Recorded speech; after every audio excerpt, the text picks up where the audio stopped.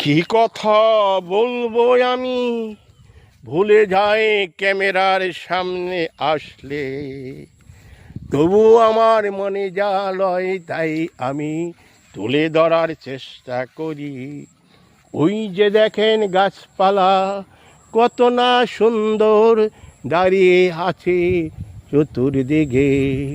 ফসলের জমিতে সুন্দর ফলেছে ধান, কিছুদিন পরে ধানের ফলা আসবে। আসবে আসবে এই ফসল, কৃষকের মুখে ফুটবে হাসি।